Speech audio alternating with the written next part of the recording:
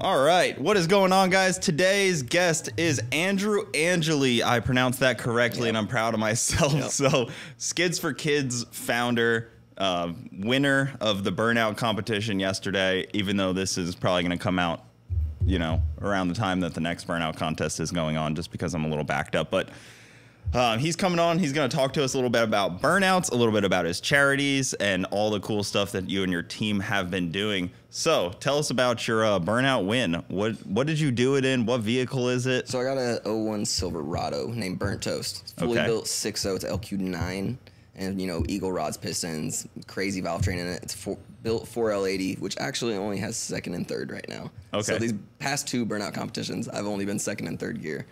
What do you normally do them in? Just second gear and then just overdrive. It holds fourth gear all the way out. But you only have second and third, right? Right now, yeah. Okay, so yeah, you've been doing them now fourth. just yeah, in right third. now I'm in second, Okay. third, yeah. And then 456 gears. 456. So, yeah, that's why it can go all the way up into overdrive. Yeah. Hang out. What kind of wheel speed are you seeing with that thing? I want to say around 160 in the top of fourth. Nice. Third, I want to say 120, 130. Hell yeah. Yeah, that's pretty awesome, man. You guys have how many people on your team now? 10, 11 cars. There's a lot. Cletus just bought one. The Rustmont, the wagon that they got for Zach is one of our old teammates, Slate's. Okay, so is he building something new? He already had something different? Yeah, he just got a old Thunderbird, I think, like the old two-door Lincoln thing. He likes crazy stuff, so yeah, I'm about it. The weird deal. Yeah. That's kind of part of the Burnout contest vibe, is you have to be a little weird. I don't really know how the judging works exactly, but I imagine having a weird car is in there in that. Do you find that having a truck maybe is a little of a hindrance in a way, because there is quite a few? The only thing I tell people to look for if you want to build a Burnout car is the shortest wheelbase you can, because those tip-ins you can get faster and faster. And that's all you really want, is to be able to go pad to pad, side to side without touching any walls and absolutely spinning the whole time. Yeah, tipping as hard as possible. Yep. And with the longer trucks, like James has a pretty long truck, so the tip-ins are usually not as wild. He kind of always more walked it around the pit, I noticed. Yep. But he still that first one he always throws that thing, and but Parker in the Hellcat, that he always kills it. Yeah, that's a good car for it. And then even like JDM cars usually do pretty good at it, but they're a little less like exciting looking, I feel like. And obviously, if you don't have like an LS or some kind of Chevy motor in there. is like a 73 Corolla with the biggest motor you can put in it. The shortest very Australian of you. Yeah, that's Andrew Lynch and Lynchy over in Australia. Yes, Lynchy is the absolute legend, man. That guy three wheels into the tip in. Yep. And he's one of the few people that tips in the other direction. And then goes all the way just directly to the exit. Yeah. Yeah, when you have a car that small, and then his setup was really eye-opening for me, because he doesn't have a blower. Yes. Or he hadn't for a long time. He's one of the only NA guys that are like always up in the top. NA, small block. And one funny thing that when I was in Australia, I talked to one of the guys that was judging, and I was like, hey, what do you look for? And he's like, he showed me his judging sheet, and I was like, hey, can I take a picture of that? And he goes, I will get fired. Just by the criteria of how they judge. Because I was trying to learn. I was like, hey, I want to look at this later. He did a quick, briefly showed me. They just changed the rules to pretty much like straight Summer Nats rules now at Cletus and Cars. Okay. Which is, what the competitors that are traveling, going to all the events, that's what they really want is. Yeah, for a long time, it was like, if you hit the wall, we're happy. Yeah. But I think that's kind of so it just changed to, if you tap the wall, that's okay. If you move the barrier when you hit it, though, that's when it's points off. Okay, interesting. So what are the rules for most people that don't know? Do you have them pretty well down at this point, or are they kind of still gray area? I'll get most of them. They judge it out of 100, and like 50 points of that is driver skill, which is going to be your tip-ins, going all the way, using the whole pad all the way up the entrance and exit and everything. And you want to blow both your tires, that's an extra like 5 points. You want to drive off the pad, that's extra points. I couldn't smoke. Instant how much you use smoke, the pad. That's with driver skill. Okay, interesting. So there's probably like what, 5 criteria and then there's like 6 or 7 extra, plus 5 points, minus points. Interesting. Yeah, I've never really seen the judging happen. Blow both your tires and drive off the pad. That makes sense. Yeah, I know that's often a tough one. Some people can't realize when they pop a tire. Some cars are really hard to tell. Yeah. And some wheels will still smoke. Yep. And that's when it gets a little scary, when like a wheel is Once smoking. You start losing a lot of smoke is when you want to worry about it. Yeah. I always had trouble in the mystery machine. it was so hard to tell when that thing had a That pop thing tire. smoked out like crazy on the inside, though. I don't get any smoke inside my cab. But then the engine would smoke so much on top you of couldn't it, even yeah. tell if it was tire smoke, engine smoke. And then I was talking to Brent, and he was like, yeah, I can't even tell when that thing popped a tire. I was like, okay, I'm not alone. I wasn't the only idiot out there. Yeah. So you touched on what you plan to build. When do you think you want to try on your next build? Because the truck is probably getting to its... Dude, it's on the... How many burnouts can you do with the same vehicle before you get bored? Let me tell you this, man. I've never changed the diff fluid in that, and I've had it for 4 years. It's gone through at least 100 tires. All of last year, so all of Cletus and Cars, Ice Cream Cruise, too much. Ice Cream Cruise, LS Fest, never once changed the oil last year. That truck just takes it. I don't know how. And I did both. I did the open and the tandem burnout competition yesterday. So you did 2 yesterday, pop tires both times? Drove up on the trailer. Nice. That's the best way to have it. Yeah. And, if you change the diff fluid, it would probably break. That's why I don't want. Yeah. At this point, I'm just nervous to Can't do it. touch it. Are you gonna pull that trans out and maybe do like a 400 or something? I would like to do a turbo 400, but I'll probably just save that for my next build. Yeah. Because I think right now, the reason I don't have first and fourth is like a solenoid issue or something. Yeah, but you could always put the 400 in, then take it back out when you go to your next build. Yeah. Put all the good parts on there, and then once you get your other chassis, just like, whoop. Yep. We're going to Burnouts this year, so that's main thing before a build right now. Yeah. I want to go over there, BYE Performance. So don't build anything till you see what they got going on. That's exactly. I want to go over there and learn as much as I can from them. Scope it out, take some photos. Yep. Their builds are very next level. Yeah. I'm mostly all straight methanol cars. Mm-hmm. You kind of have to. And the one thing that kind of hit me funny was one of the judges in Burnouts told me he hates an LS on the rev limiter. He said, if I hear an LS on the rev limiter, that's points off. I hate it.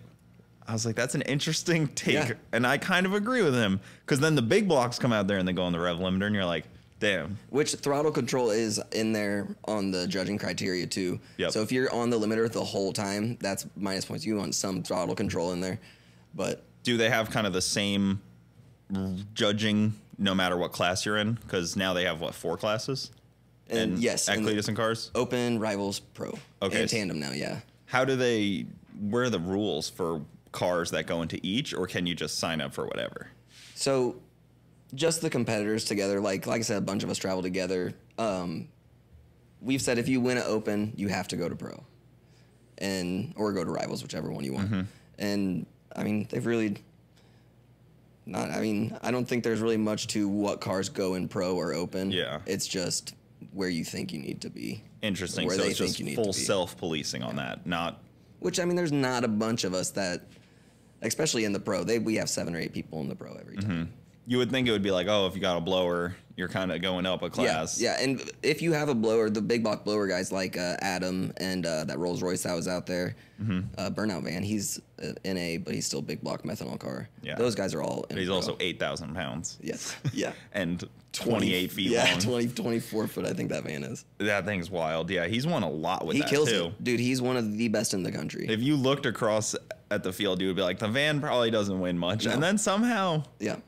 he keeps winning. Nick, right? Yeah. Nick, yep. So what other cars are in your group, I guess? So we Kinda have break 'em Seth down in the for us. Liberty wagon. He's in a 1970, I'm going to say Pinto just to make him mad, but it's got a big block in it. And he had a brand new FTI transmission, and it just exploded yesterday into 6 different pieces inside his car. Man, But- just Power Glide stock case? I'm not sure. It had to have been a stock I would think case. so. I would think so. 400s don't really do that. Power Glides, It had 10 miles on it.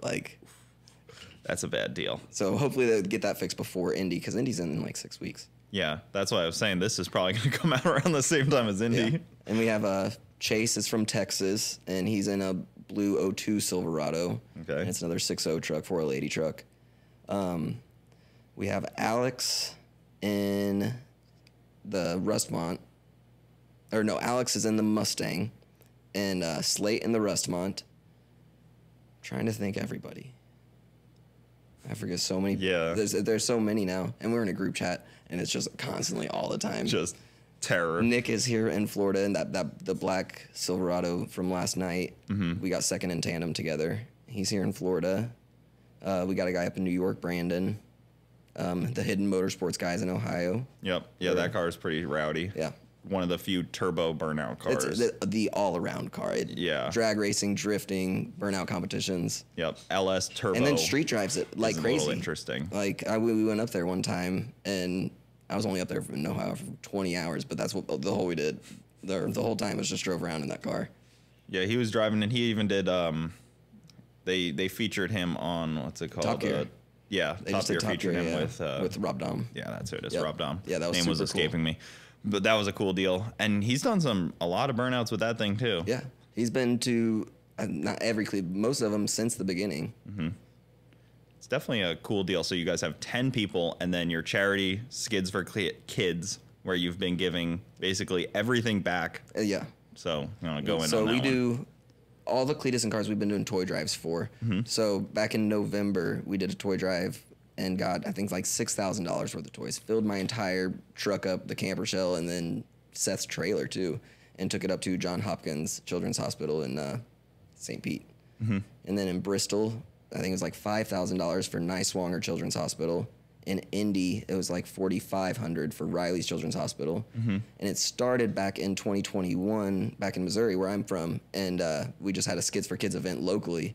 And we bought my friend Bennett a new lightweight wheelchair. And after that, I was like, I can't just stay here. Like, I had so much support from all my friends and everybody. I was like, I gotta start traveling and doing it. So that's what we started doing. And now it's trying to get like something going on with every single event. Yeah, I mean, we're like talking some like kind of donation. 20 grand last year, basically, and just under $25,000 last year. Damn, that's wild, man. That's freaking awesome Yeah. to be able to give that much and to do burnouts doing it. Yeah, it's kind of the win-win. I want to make people smile. Yeah, I know burnouts make me smile, and I know how do toys make kids people? smile. How do you get all that for somebody watching this? How can they get a part of that or give to that? Skidsforkids.com, Skids for Kids USA, and it's the number 4 .com. And then I run the Instagram and all that stuff. Okay. You can always just get a hold of me through there. So people bring Facebook. stuff to the events, or they donate online. I'll always promote it before the month before the event, Okay. what hospital it's going to and everything. And this one we didn't do a toy drive for, but I still have like $1,200 worth of toys in my truck. So we're going to go up to Gainesville tomorrow and drop them off at the Children's Hospital up there. Nice. Yeah, so people just kind of know now that they bring the toys out, and Yep. you didn't even have to promote that you were doing a toy drive for this one. What were you trying to do instead? Just get money together so that you didn't have to load up the toys and then bring them? We were just going to put it all towards Indy in 6 weeks. Okay, just try to get one big one rolling. Yeah, Is that they're the just biggest right event next of the to each year, other. Indy? I would probably say Bristol's going to be. Indy was huge last year, but Bristol, they promoted it a lot last year. Bristol was insane. I don't know who can say they've done burnouts inside Bristol, but there's probably like 70 of us now, Yeah. other than like NASCAR drivers. Yeah, and only a few of them. Because only when you win you get to You get one NASCAR. a race. Hopefully into the grass kind of guys, I guess, in NASCAR. So what's on your list for this year? So obviously the Cletus and Cars stuff. Yeah, Cletus and Cars will be at LS Fest Texas, LS Fest Bowling Green. We're sponsoring the whole skid pad event at Ice Cream Cruise. Okay. So LS Fest Bowling Green, you said? Yep. Okay, that's a good one. Yeah, Yep. that's a great event. We were there last year. Super crowded. Yes, I loved it. And then And they have everything there. no big blocks there either. So that's kind of a good. Only got to fight my LS friends. Yeah, you don't have to fight the big block guys. I can put up against other LS guys. Once Yeah. you put me up against like Adam and Nick, it's not gonna happen. No, once you have a big freaking twin screw blower out there, Yeah. that's when it gets. My little NA60 is not gonna do much against him. Like even like when Toast is just wide open, you can't even hear. I love it. The whole stadium is just like deafening. Yeah. I think the best example is like it's just chaos. It's just all around is just yeah. chaos. Yeah. Okay, so LS Fest and then Bowling Green and Texas. Bowling Texas Green. Texas Okay. is right after Indy, I believe. It's like May 20th. Are they doing one out in Vegas? Yeah, that's in like 2 weeks. Oh. So that's a lot of traveling. Yeah, that's a So fun I don't think one I can. too. I had it on the list, but I don't think I'm gonna make it. From here, it's like 32 hours. It's 22 from where I'm at in Missouri. Yeah, that's a tough one. You got to get with boring. Streetcar Takeover. Get them to do some more. Yep. Hit up Justin Keith. He's up there. Yep.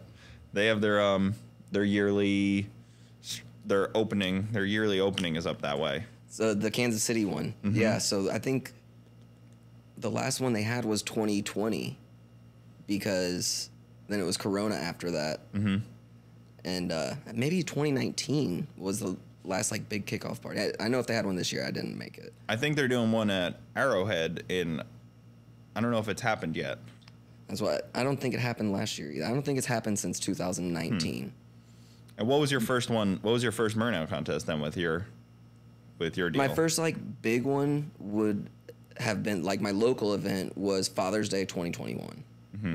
And after that, I went to Ice Cream Cruise, and then I've just gone to every Cletus and Cars and Ice Cream Cruise since then. Isn't Ice Cream Cruise the best, man? That Dude, I love it. So great. That track setup is amazing. Yeah, you just walk around and it's just endless cars. And they had the entire track filled up this year. And that's a whole charity event. I always try to promote Ice Cream Cruise as much as possible just because... That's actually the closest drive for me. Loftus does such a good job with that thing. Yeah. So that's a top tier one. So you'll be at Ice Cream Cruise again this year. Yep. Doing the burnout contest. Do they do multiple classes there, or they just do the one? No, so they do the skid pad contest on Saturday, and then on Sunday night they'll do like the memorial. I think the Joe Hunt Memorial burnout contest. I can't remember which one. Oh it yeah, is, yeah. Where the standing one at the top of the drag strip. Standing burnouts. Yeah. I know it gets tough. I want to be able to crash. Yeah, I want to be able to swing my car around. Yeah. Have you had any good hits into the wall? I mean, not that bad. I've broke some tail lights, but I don't think I've moved barriers. Broken taillights is pretty normal, especially on a truck. Shifted bumpers, little stuff. I'm on the same bed. That's what matters. Yeah, that's good. The pad has changed a lot too. So yeah, Summer Nats pad. That was a big thing after Bristol. Is that we wanted a lot more room to be able to 60-mile-an-hour tip-ins and stuff. Yeah. Once they added that long runway and a couple like more strategic spots, made it really hard. Yep. And then Houston, the first year was huge. That was or the second year, whatever it was, the second year was massive pit. Never been one that big. So that was my first Cletus and Cars. Okay, that was the biggest pit I think they've ever had. Yeah, huge. And that was a tough one. Do you think anything about surface, tire pressure? How strategic do you get into it? Because like if you're talking to a drifter, they think about all of that. I'm just doing it to have fun. I don't care to win or anything. I mean, you brought a trophy here. I did. I did this just to show off to my friends. They're pretty upset that I won. They talk. They're upset. They talk a lot of trash. Why would they be upset that you won? Is it because they're not upset? It's just because it's me. Seth always has catastrophic failures, blows his transmission up and engine up. So he did a lot of trash talking before I came to Florida. Okay, well, too bad, Seth. You didn't even. Did he? How long into the burnout did it was quite a while. He was 20 seconds away from blowing his tires. Oh, all right. It was he probably would have won. It was probably installation failure. Sorry, Seth. That's his fault for sure. Yeah, hooked up the trans cooler wrong or something. Maybe not having a transmission mount. That definitely did it. Also, if you have a solid... Transes are weird. If you're solid engine mount, you want to be rubber trans mount. He's just mid-plate. Then you definitely want rubber trans mount, or else you'll just destroy that thing. I'd love to see some photos because I like failures. I like learning from failures. He pulled most of the transmission out and threw it on top of the car afterward. Nice. That was probably a big mess on the pit. Oh, yeah. It was 3.5 gallons of transmission fluid. Yeah, that's a good one. That stuff is flammable and does not clean up well. It blew up, so it's not like all of it was in one spot. He said his hand was on the shifter, and he said jerked his hand back. The only time my car's ever been on fire was because of transmission. I've never caught fire on one. It was kind of fun. Yeah, I would like to. I pointed my exhaust at my tires, and I still have not caught fire. Yeah, that's the Crown Vic's move right there is to light itself on fire. That was always Garrett's big move. Yeah, hunting neighbor. Yep. ZZ Drew caught good fire last in November. That was a good one. Maybe he did really good this year. He won Rivals and the Tandem this year. Yeah, I wanted to have Garza back on to ask him about his deal. Did you see anything about him? I saw his burnout, and it was... Did you see the second one? Yeah, I saw him crash into the wall. Pretty good wreck.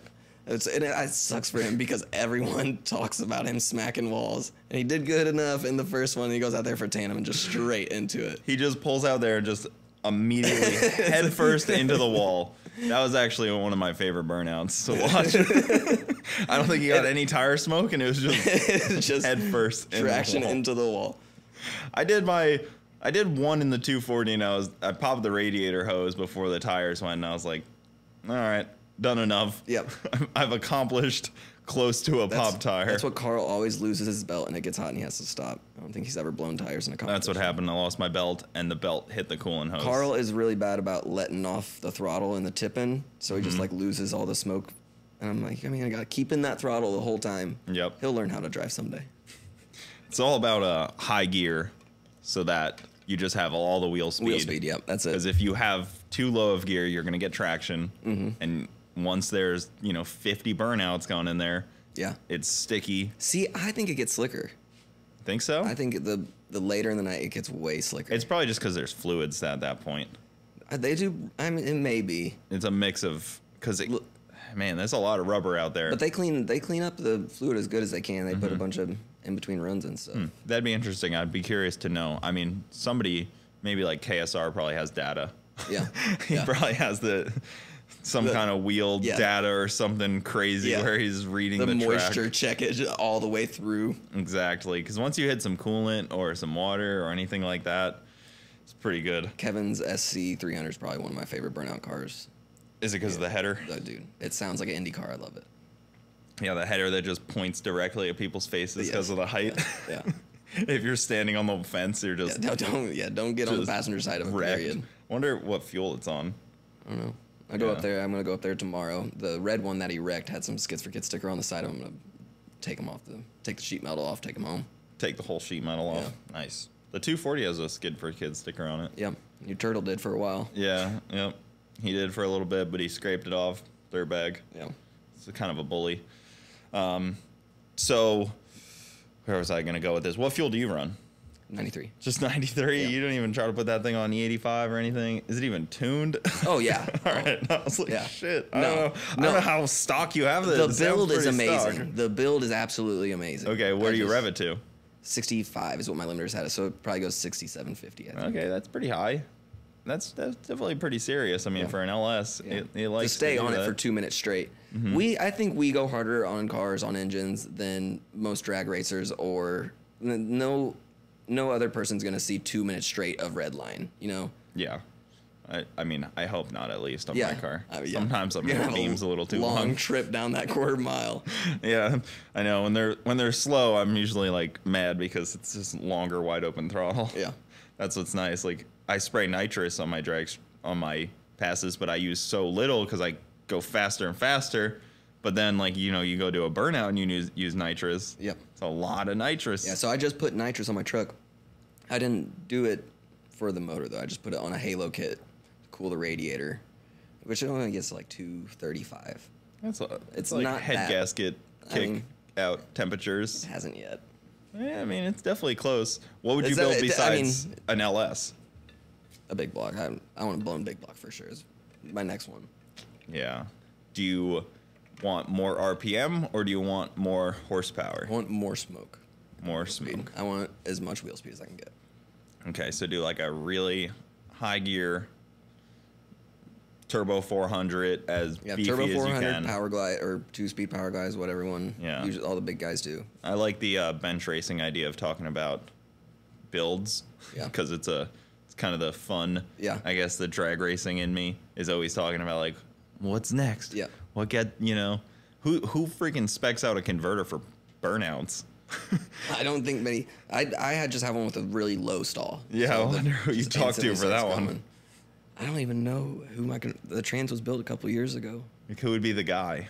Like if you got a turbo 400, like hey, I need a burnout converter. I need it to RPM really well, and just kind of sing at 6,800 RPM the whole time. Yeah. What do those big blocks rev to? They rev decently high. Yeah, I mean 6,000-ish. Okay. I think that's what around Nick's at. Seth's limiter keeps going away, so he probably revs out to like 9,000-10,000 on accident. Well, that'll break a trans. Yeah. That'll definitely break the trans. Yeah. For sure. What have you ever been impressed by any of the diesels? Robert and the built C-Max. And not JH. Sorry, JH. And then Garza and his 4-cylinder. I love Garza in his car, but would the classes be reasonable to do like an under under 8-cylinder class. I wonder if they would have more people sign up, or would it just be so boring to watch that it would have to be at like they do in 2 Australia o'clock in and the stuff. day? They have, you know, just NA6 and then Turbo 6 and all that. Because they got the Barra motor over there. If I could build a Barra and put it in something, that would be sick. Well, we have this thing called a 2J here that are better than Barras. Yeah. Gotta stick with the Australians. Yeah, it's fun to poke at the Australians that the 2Js are better. I don't know how to tell them that the Japanese built it better than Ford, but I'm on the Australians. they're good. They're good motors. We were around a bunch of them. Yeah. They have the Cressida that comes over here for Sick Week. Yeah. Watching that thing rip. They bring a whole spare motor with them. Instead of parts, they just bring a motor. And they're coming from all the way from Australia? Yeah. You better bring a motor. Yeah, they should.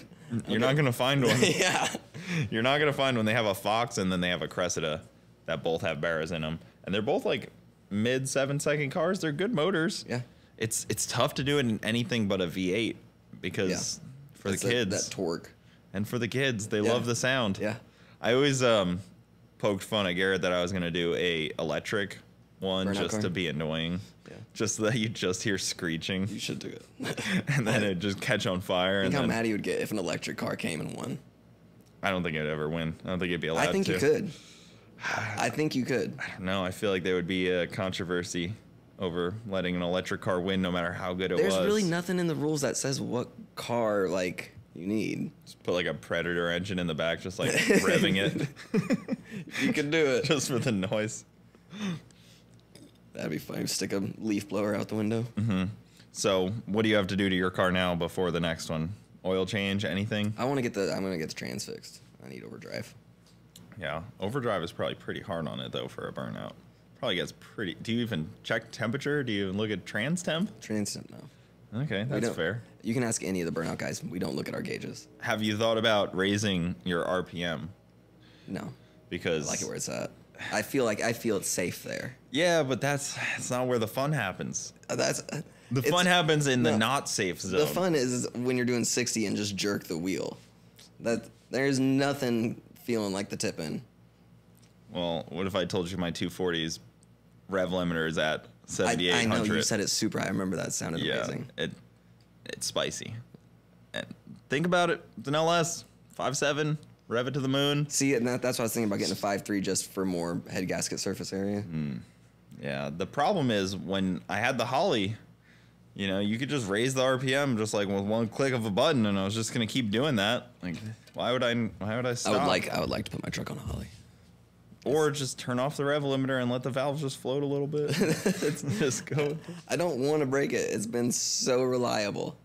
So I'm doing good with it. But now that I'm in pro, I have to do something. That's true. The pro stuff is the tough class to be in. Yeah. For a lot of that deal. So what's your hopes for the next year here? I just want to raise money at this point. I got my trophy. So once I can actually be competitive in pro, I'll worry about winning it. But I just want to have fun, you know? That's what a lot of us go for. We don't want to win. Like, we're not here for anything. You got to want to win a little bit. A lot of them just want to finish a burnout. I think I'm the only one that like goes to every event and finishes every single time. So Pop Tires is finishing a burnout. Yeah, tires or motors, what's going to happen? That is complete. That's the Skids for Kids motto, is either blow your tires or blow your motor. Or trans, I guess, at this point. Something, yeah. Yeah, trans works. Something's going to blow up. That's a hot one. That's a lot of hot fluid to burn out, though. I don't like that one. That trophy does look lonely, though. You might want to go try to get another one. Yeah. I was real close to having that tandem one. Yeah, it was real close between first and second. Who ended up winning the tandem? Kai and ZZ Drew. They were in the honky hauler truck and then the Twisted T. Yeah, that's a pretty good combo. Yeah. So you went out to the Hoonigans deal too, didn't you? Yeah, and SEMA for 2021, we went out to SEMA with them. Tell us about that a little bit. That was a lot of fun. I was in my Corvette in that, and probably it hasn't ran since then. It's the hardest I've ever been on a car. It was C6. Yeah, C6. Auto. T56. Oh, T56 Third car. to fourth gear during burnouts. Okay.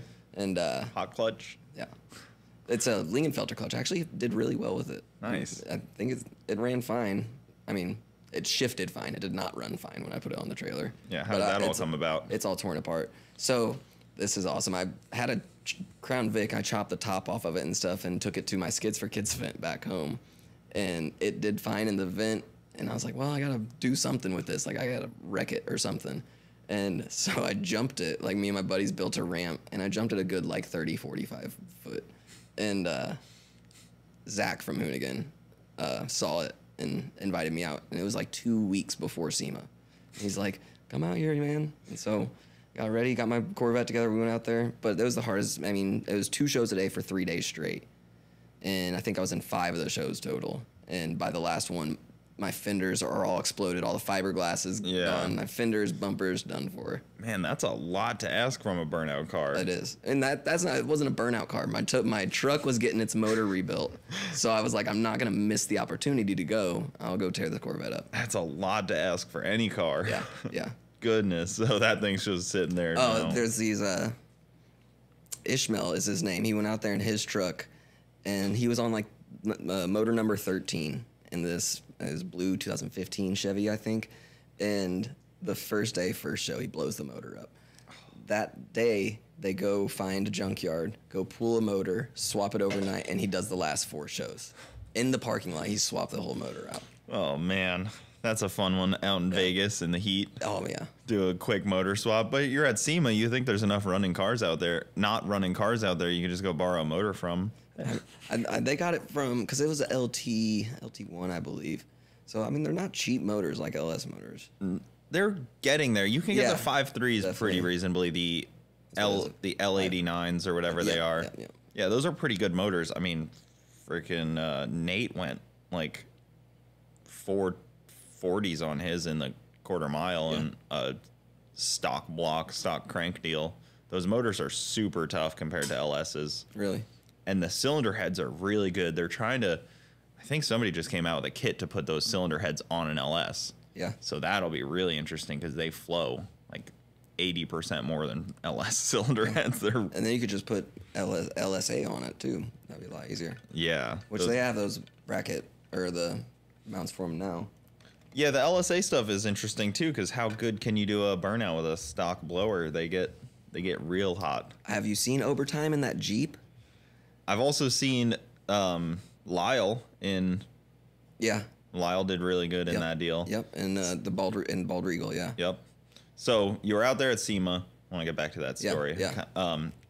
What's the structure for that deal then? You're doing 2 a day. Are you competing? Or are you just no? It's there? It's just out there to have fun. Just strictly a show. They're just hyping you up to just go out there and beat on your car. It was one of the best things about SEMA, like, because it wasn't just like a show thing. Like, it was actually people out there doing stuff. That and like the Ford out front were really the only thing of drifting tire smoke at all. Did Hoonigan kind of help you out with that a little bit at all, trying to get you there? Or is that just a solo mission? I drove by myself too. That was 22 hours, 24 hours way back because time change. Oh man, you are a trooper for doing that. And then, did they even get you some tires or anything? I went out there prepared enough. Yeah. What do you do for tires? Do you buy brand new tires? Sponsor back home, he gives me tires. Cletus and Cars, I always try to get, as close and new as possible. But if I have overdrive, I can go through a brand new set of tires. Yeah. Colored smoke tires take forever. Yeah, because you first have to get through the colored smoke before you can even like start trying to get through the tire. Yeah, a regular car that can get through tires in 2 minutes will take 3 minutes in colored smoke tires. That's a long ass burnout. Yeah. If in Summer Nest, if you don't pop them in 60 seconds, you're done, dude. It's a minute to 2 minutes. You have to be over 60 seconds. I'm friends with a few of those guys that were in the Masters and stuff, and they said whoever can keep their tires on over 60 seconds is gonna win. Really? Yeah. Interesting, because I thought they're trying to go quick but not too quick. Yeah, it's an interesting balance. You just need to be over 60 seconds under 2 minutes. Yeah, I almost got lit on fire when I was there with Garrett. That was a fun one. Oh, yeah, that was awesome. Toast was super unreliable at that point. That's why my truck is named Burnt Toast, is from that video. Burnt toast from me getting almost burnt. Burnt. Yeah, there's that one clip of me from above where the fire just goes right up the side. Just like kind of singed my eyebrows off a little bit. Yeah. It was a good spot. And one story I always tell is the guy that was doing the judging. I was like, man, it was like 100 degrees out. There was forest fires, so there was smoke. You couldn't see anything. That. Yeah. And I'm talking to the guy judging. I'm like, oh man, this is really rough. And he's like, I work in a coal mine.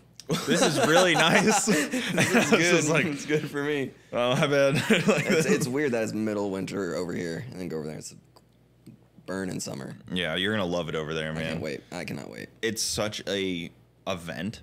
Like, it's this huge facility. They do lawnmower racing. They have a dyno. They have indoor venue of car show. It's a really crazy event ground. Who are you going over there with? You just got some guys from the teams. Do you have like a good chaperone or anything? Sure. No. Just winging it? Yeah. Nice. I didn't know if you had like a connection to any of those guys down there. I mean, Jacko's Lux is, his name's Jack Harrison. He's over there. He was my favorite run of all Summer Nats, and I'm in the Summer Nats entrance page, and I just posted in there. I was like, I'm just an American that doesn't know much, but Jacko's Lux has my vote for best burnout. And he actually commented on it. He's like, hey, whenever you come over here, if you want to wheel my car, we can double enter it. Hell yeah. So we'll see if that happens. But yep. Just going over there is what's... It'd be fun to do. I know they used to do a city cruise. I don't know if they still do. Who knows? I think they do. Yeah, I know that stuff all and they gets do questionable. Tough Street and then Skid Row. That's where it's awesome. That's when you're out there on that. It's if I can do a burnout down Skid Row, that's like my biggest bucket list item. Yep. It's really gonna change your perspective on what a super legitimate 20-year running event is like. Yeah. Because that's 20 years running. 36. Yeah, exactly. What's coming up? So nothing against Cletus and Cars. This just years of trial and error. And it's huge in Australia. Massive. If we had a quarter of what they had, the events would be massive here. I just don't want people to think I'm talking down on. No. There's just a different world of what they do. It's unreal. Almost every one of their drag strips has like a test and tune burnout session going on, and they have burnouts all across the country. It's really weird culture in a way. Yeah. Super crazy road laws. They'll impound your car for doing a burnout if they see a video of it even. Yep. And then even the trailers and everything, people will be towing. That's one thing that really threw me off. People will be towing like their burnout cars with like a Camry on an open trailer. It gets really scary. Really? We walked up to one guy with like $100,000 burnout car, and I'm like looking at it on like a trailer. He's got some terrible ute that probably should not be towing anything. And I look, and like all the straps are loose. This thing's kind of like jolting around the trailer. I'm just like, probably not for some American to tell this guy what to do. You know? If he gets there, that's all he's worried. He's like me, man. If I get there, that's all I'm worried about. He may have made it there. Is getting there probably part of the hardest struggle? Yeah, I mean, because a lot of the trips are really far. Mm-hmm. And I got, like, my truck has 24s on it. I'm always scared something's going to happen to my tires. Yeah. But I bring just enough tools that if something happens on the side of the road, I can take care of it. You got to get the overdrive fixed so you can tow with the burnout car if you have to. Dude, this just happened. I was on my way to Texas to get the transmission done in toast. And it was like a 7-hour drive to my buddy's house. 5 hours in at the Oklahoma-Texas border, my tow rig truck transmission goes out. So I'm stuck in the middle of nowhere, Oklahoma. Terrible place to be. With 2 trucks and no transmissions. So they had to come get me. And the entire time I spent down in Texas, I had to spend rebuilding that truck and not getting toast done. So toast should have had overdrive. But the other truck took priority. Yeah. That's the one I drive every single day. So the universe is telling you need a turbo 400. I think you're telling me, but it's been telling me. It's been telling me as well for my race car that I need one. But the Power Glide stuff works pretty good, and especially for burnout stuff. I mean, it's hard to beat like a fully built $3,000 Power Glide. Yeah. Versus a fully built $8,000 turbo 400. Yeah. When you don't drive it on the street, and you just need wheel speed. You don't need all that many shifts and stuff. Can kind of just get away with getting a high gear. That's all I need. Yep. Mm-hmm. If you got some nitrous to maybe get you there, if you gotta. Yeah. What did you bring? I brought just a little spaghetti to eat. I've been sleeping at the track lately. Yeah, you guys did sleep at the track. Yeah, I slept in the bed of Chase's truck actually. And you brought spaghetti to our podcast, which I appreciate. Yeah. I mean, hey, live it up, man. That looks like some legitimate spaghetti. It's not. Homemade? Nope, Chef Boyardee. It's not a homemade sauce and pasta? I actually got this shipped over from Italy. I had a buddy once that was at my house, and they were like, oh, like, good deal. I'll probably get some fresh homemade spaghetti and sauce. I was like, dude, you think I'm making homemade spaghetti and sauce for you over here? What do you think this is? I appreciate you doing that. And that was for a bet, I believe. $100 bet from Carl. You know the Cash App? Yeah. Sorry, Carl. You're going to have to sell one of your turbos. He just rebuilt that thing. Like, he's got a brand new motor. I don't think he got new turbos, but they just did a bunch of stuff to that. He has a street shootout next weekend. That's why they didn't make it this week. Like a drag racing? Yeah. Nice. Love that. Love the multi-purpose. Dude, it does everything. It's got an angle kit on it for drifting. That's the only car that I know can do absolutely everything. It runs fast, too. I mean, it's a 1,200 horsepower car, so. Yeah, it makes power. Stick shift, it's got like a good trans and stuff in there. Weighs nothing because it's an EXO car. Mm-hmm. And it's BMW suspension, which is arguably some of the best IRS suspension geometry you can have for drifting. And Rob Don blew the rear end out of it on that Top Gear thing. Yeah, you'll have that. Yep. You'll have that on those deals. I think he was trying to drift it with the radials on, so. So you mentioned you have your own event. Are you trying to? We just had one of that's how Skids for Kids started. Mm-hmm. So it actually started. I was just doing burnouts on the side of my tent shop. And that's what I do for a living. I tint windows. And my boss. I thought you were gonna say do burnouts. Yeah, I wish. My boss let us do whatever we want on that little side road. And so we had a event. Our tent shop's called Show Me Tent. So we had Show Me Skids. And then the second time we had Show Me Skids, there was like 400 people on this little side road. And I was like, I need to do an actual event. I was like, I don't want to make money off of it. And they're like, let's do charity. And then my friend Krista back home, she is the one that actually thought of the Skids for Kids name. Mm-hmm. And then after that, it just built to the event, which was like 8 months out. Had a bunch of sponsors and everything. And it was just under $6,200 we raised, which for one event with like 600 people was awesome. For the first event, too. Yeah. So what's the long-term goal for Skids for Kids then?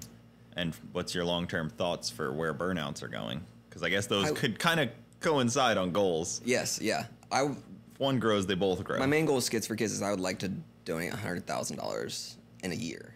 1 year, yeah. 12 months, $100,000. Yeah. Okay, that sounds pretty possible. But lower goal, I want $10,000 at one event. That's probably our biggest one right now. How many events do you plan on? What, like 6 events, 7 events that we're a year? doing actual toy drives and stuff at? There will be 5 or 4 okay. More. And then cash, and you have the merch that goes and to usually helping all the monetary donations, all cash donations, and everything will go spend after the event. We'll go to Walmart and spend it all on toys. Mm-hmm. I got video of me like dumping toys in the cart. You know, like in the movies, I've always wanted to do that. So that's what I did last time. Clean out a Walmart. Yeah. Yeah. The Skids for Kids stuff is awesome, and you get to go actually bring them to the kids and stuff. Yeah. They sent me what was it? John Hopkins sent me a Christmas card, and they said we wrapped a bunch of the toys up and let the kids open them. Nice. Like, made their Christmas. And I was like, that's the best card I've ever gotten. That's a good deal that they wrapped them, because that seems like and the everyone time-consuming at the part. Hospitals, once we come up there and like tell them what we do, they are just the nicest people. They're like, this is the coolest thing ever. I'm sure you get some interesting questions about Skids and doing burnouts and. When you try to tell people that, like, yeah, I'd go and do burnouts, they don't understand. Especially non-car. You tell car people that, they don't understand most of the time, just because a lot of people don't know what Aussie burnout comps are like. Mm-hmm. But non-car person definitely is just like, what are you talking about? Yeah, even most U.S. people have no idea what an Aussie-style burnout is. And it's hard to... It took a long time to even educate some people, because our first few that we were doing when I was with Garrett was like, man, there were some where I wish we had like a close the curtain on some people type of deal, because there were some tough ones to watch. Yeah. And then there were some people that would just come out and just crash into every wall as much as possible. They say at the driver meeting now, like, if you go out there and like not making any tire smoke, can't keep it in gear or anything, just go off the pad. Yeah, and that's fair.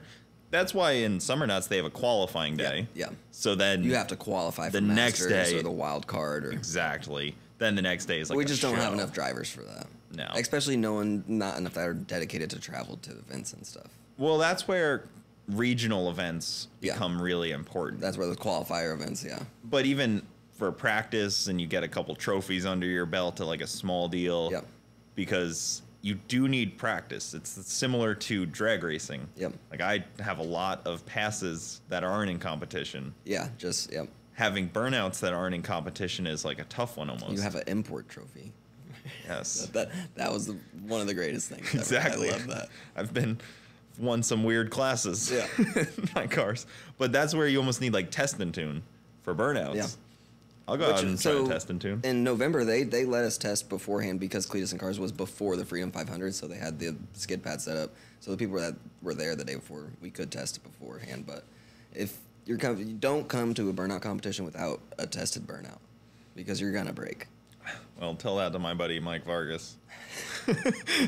He came out, put his motor together like 2 days before. In the red one? Yes. And then the exhaust fell off of the turbo and shot fireballs into the engine bay. Okay, I was wondering what happened there. Yeah, melted the harness, melted everything. Just tore it up. It happens. Yeah, it's definitely normal. Fires are definitely normal, but testing probably would have found it. I go into every event expecting the absolute worst. So if it doesn't happen, it went better than planned. That's a good way to look at it. That's how I've done it from the very beginning. I can rebuild a motor fine. But I'm having a lot of fun doing this, so I'll gladly rebuild motors. Yeah, rebuilding LSs are... Somebody told me LSs are like Legos. They're fun to build, but then they're also fun to destroy and rebuild. Yeah. It's kind of a good analogy. They go together easy. They're across so many platforms, dude. I love it. So, what burnout cars should be probably winning, but have always had bad luck? I feel like there's... Seth. Yeah, Seth. 100% Seth. There's a few cars that even in drag racing it happens all the time. I'm like, damn, he's got the car to win, and then it's just like that last 5%. Seth got second, I think, April last year, and then every other one has been catastrophic failures, motors, transmissions, something. Just can't keep it together. And he has an 800 horsepower big block car that has 250 mile an hour wheel speed. Yeah, that'll do it. What gearing does he have in the back of there? I'm not sure. It must be. It was a full like cage car, tube chassis car, made to be an 8th mile thing. So what other engines do you have any interest in then? Just V8s? Yeah. What about any of the other guys? Nothing else? It's all just V8s? Yeah.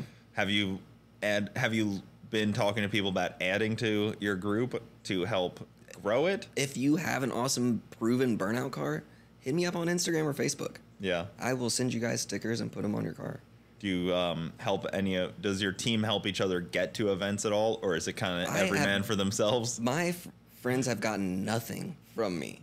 Like, they do it just because they want a reason to do it. Yeah, I like that. The every man for themselves type of mentality. You got to get there. And they're just as dedicated as me. Yeah. I love my team. I wouldn't be here without them. That's for sure. I would not be anywhere near here without them.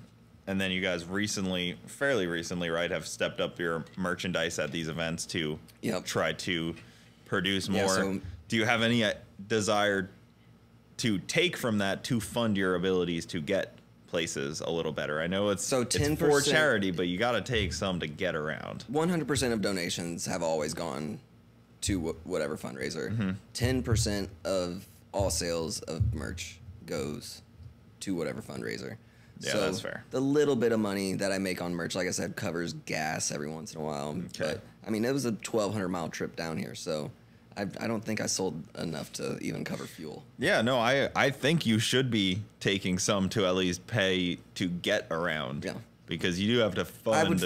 I would feel bad if I took donation money. But you're the donation as a registered money. not-for-profit, you can there's a percentage that can come back. Well, you can be an employee for the non-profit. Yeah. Not for profit. See, I told you I don't speak English well. You could be an employee of it, and that would make sense because you need a hotel room when you go places and things like that, and marketing dollars. It's not big enough to even worry about it right now. Yeah, it will be though. I'm hoping so. There's a couple people I've talked to about the not-for-profit stuff to do. Like, he kind of sets up churches. Yeah. There's a guy that I have talked to about that. I don't know how far down into the legitimate side of things you've gotten, but it gets a little complicated the more money you're giving, and Uncle Sam wants his cut of your not-for-profit. Yeah. And like we don't show much profit at all. Like all of our square reports go through, but the donation reports are, 20, 30 times more.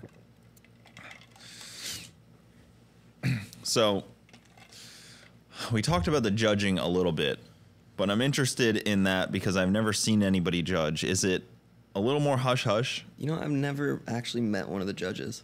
Yeah, I was wondering where that happens at. So I think at the last couple events, like last year and stuff, they just like pick people right beforehand. The new judges, I know 2 of them are going to be at every single event. I don't know who they are though. I was actually watching. The judging was awesome at this event though. I was watching a video and I was like, man, you almost need to be watching the live feed probably to judge. Because when you're when you're like standing at it, it's so hard to even tell what's going on. They're right on the pad, like on the money spot too. Yeah, so. You need like a windy day when you're out there too. It was nice yesterday. Because the smoke sometimes will just sit there. Yeah. Bristol was real bad because the arena. So everything just stayed right there in the middle. It just doesn't even leave. Yeah, that's what I always. Yeah, yesterday we had a real good breeze. Yesterday that helped a lot. Yeah, which events are you most excited about this year then? Bristol. Just that place is so big, it's crazy. Yeah, that place it's like it's one of those awe-inspiring ones. And I love coming down here. Like the Freedom Factory, the guys over there make it feel like home. They treat us like family over there. I pitched this idea to Garrett, and I don't know how seriously he took it, but I told him I would break out my burnout car again if we could do a drag and drive burnout contest. I will win that. Yeah, you have a bet of your truck. That helps. But a drag and drive around Florida burnout contest at a couple different tracks. Let's do it. Would be awesome. I'm down to set that up. It wouldn't be that bad because you could, you just have 3 tracks set up. It's finding tracks to let us do it. Like that's my main thing with my track back home. They won't let me do it because it tears stuff up. Yeah. Well, we start in Bradenton at the Freedom Factory. Yep. Then Orlando has a drift pad. Yep. Gainesville might be a tough one to pitch to. And then technically you don't need a drag. You don't need a track. There's other circle tracks around. Would be plenty. There's other circle tracks around. Yeah. You don't need a drag you don't strip. No. My brain is just broken. You could use a parking lot. And think about drag strips. Yeah. My brain just only goes to drag racing. Yeah. You can do them anywhere. Like we have my tattoo shop back home. They have a big thing called Shredco every year, and they block off a little spot for like a few cars to do burnouts, and we do it every single year. You don't need much to be able to have a good burnout competition. Yeah, it's not a whole lot. It's definitely you would like some safety for the fans is really the only thing. Their safety, they have the barriers, then the tall fins, and then the bike fins after it. Or if you just have a roundy round track and don't let them into the center, just keep them on the outside of the roundy round. That seems like the best route. And there's a ton of those that are dying all across the country. Yeah. It's the same with like all these tracks that are circle tracks like the Freedom Factory was. If they're not doing burnout contests and they're not doing drifting, they're not trying hard enough to survive. Yeah. And if your drag strip is only drag racing, they're putting a lot of money in back home, and I hope they can, because we have a Ozark Shred Fest back home. It would be awesome if we could start doing it at our drag strip. Yeah, I mean the drag strips have the room. They should just set up permanent kind of facilities for it, and then when you have a test and tune night, you can have one or two guys all the other time, or just have 1 or 2 guys run the burnout pads at the test and tune nights. Yeah, then you bring a whole different crowd of people out. You can kind of, I don't know. It's one of those things where tracks could be doing at the same more. time. I mean, that would bring so many different people out. Yeah, you do your test and tune, $20. You go drag racing and then go blow your car up in the burnout contest. Go oil down the burnout pit. I would appreciate that as a drag racer. So back in November, they did a burnout car shootout at BMP, and Seth went out there in his Liberty wagon, instantly snapped both axles, and we went back there, welded them back together. Had actually tie welded them back together. We put him back in. He's on the same axles. In a solid axle car? Are you talking about? And Seth's the Liberty wagon. I'm trying to think. Is that the little? It's an American flag wagon. I know what wagon, but isn't that a solid axle car? I don't. Is it IRS? In the back? It's a solid axle. He welded the solid axle? Yeah, it just that's what I was surprised about. I was like, wait. I was like, because I've seen IRS cars weld the axles, but nope, just in the middle. It's still on them. Oh goddamn!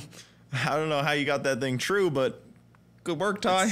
Yeah, true enough. Be straight still, I guess. Maybe why the transmission broke. Yeah, I'm just impressed by that because that kind of catches me off guard because I've seen IRS cars weld the axles plenty of times and shorten them and do that kind of thing. But I think they were already welded once too. I think they're twice welded now. Awesome. I don't know what diff is in there, but to not break again is pretty impressive. I feel like there's not as much stress on the diff as in like drag race because it's just once the wheel speed goes up, it's going. Yeah. You know? Yeah. If you can. It's just that 1 second to where it's actually getting to go. Clutch cars are really hard on things. Yeah. But a automatic car isn't. Like I was so terrified in the 240. Put it in fourth gear and dump the clutch. Yep. I was like, this is so hard on everything. Yeah. Because the first time I drag raced the 240, I broke both axles. It hurt me in my Corvette, man. Yeah, I bet. What's your plans for the Corvette then? I would like to make it a drift car. I want to get into something more than just burnout competitions. If we bring Skids for Kids into the drift world, that'd be cool. Oh, yeah, that's actually a perfect overlap. Yeah. Just into drifting, and drifting needs more events as well, and too. the C6 is, all the drifters say it's the best setup. It is. So. Yeah, the drifting would be good, and you already have some teammates there. A lot of people have been saying good things about the S550, but never catch me behind a Mustang. Yeah, the S550s are pretty good. They make good burnout cars, too. They do good burnouts. So do new edges, and they're so damn cheap and so easy to LS swap. Yeah, if it's an LS swap, it can probably do a good one. Yeah. Yeah, I mean, the one that Zach just got was a 4.6, yeah. Ford motor in that thing. Yeah, I was kind of surprised to see that. They put some spray on it, too, right beforehand. Kind of need it. Yeah. Yeah, it helps cool the IATs. It's good for the engine. Yeah. That's what I tell the wife when I... It needs this to run good. It needs this. I don't know what to tell you. It needs it. Would you put a blower on the truck at all? Yeah. Have you looked into that? Yeah, I probably would. I've put so much money into traveling and going to all the events and everything. I haven't put much money into the truck. Yeah, it's hard to keep building it up. Yeah. When you're kind of just using it. A blower car is definitely my next build, though. You know, that's the thing, though. All the parts from the truck, just interchangeable over to the next build. And that's what the Corvette's the same everything in there, so I can just take parts off that. I've actually taken quite a few parts off the Corvette to put onto it while it's sitting back there broke. Nice. Yeah, I do that to my cars, too, and then I forget that I took parts. and then I start to work on them, and I'm like, ah, shit, this thing doesn't have a fuel pump anymore. Damn it. I always do that to myself. I forget to write it down or order a new one. Something along those lines. Well, man, glad you drove back down here. I want to promote your charity as much as possible. So give us the snippets of where they can find you at and how they can make this. So we're skids4kidsusa.com and then skids4kidsusa on Instagram, Facebook. I think that's really it right now. We have a Skids for Kids Cash App, Skids for Kids USA. Mm-hmm. Every bit of money that comes into that Cash App account goes straight to donations. That's awesome. Well, guys, go check them out. Go follow them on everything Skids for Kids. Go buy some merchandise when you see it because he won't get to the events without that.